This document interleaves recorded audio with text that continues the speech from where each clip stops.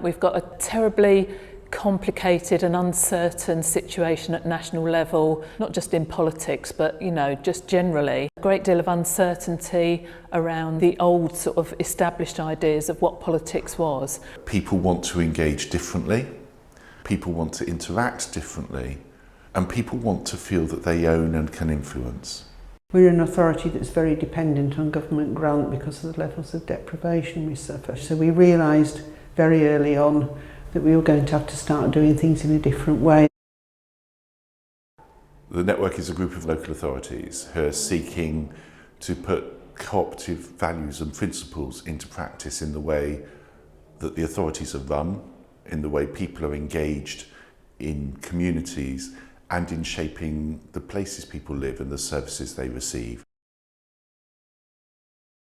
Setting up the network was the idea that rather than everybody trying to do everything on their own, that we could share good practice, could share things that did work, things that didn't work. Underlying that is that everybody understands cooperative values and principles, because if you look at the cooperative values and principles, they're a really good way to underpin any sort of way of working, whether it be council or individual groups. There are lots of networks for local authorities. You pay to go to conferences, you pay to access stuff, and it's all done a bit remotely.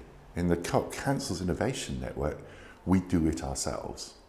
There's a great willingness to share, to partner up, and across councils problem solve together and come up with new ways of involving people. Developing the solutions to the issues you're facing with the people that are going to live with those solutions is absolutely the right way to go. And then there's this kind of thinking through some of the major challenges for local government, like the one we've been talking about today, social care, and helping each other to go through a process of saying, if we're going to do this in a different way, but in line with our cooperative values and principles, how will we design new types of services working with those people who are going to use those services?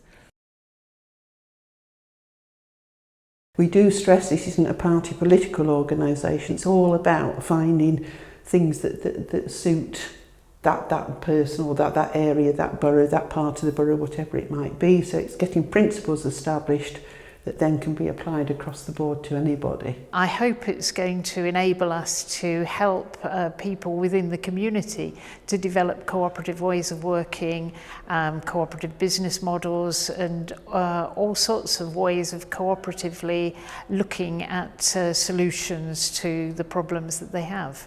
We need to do something different at local authority level. We can think, what are the cooperative solutions to some of the things we face in society today? What are the cooperative solutions to improving public services?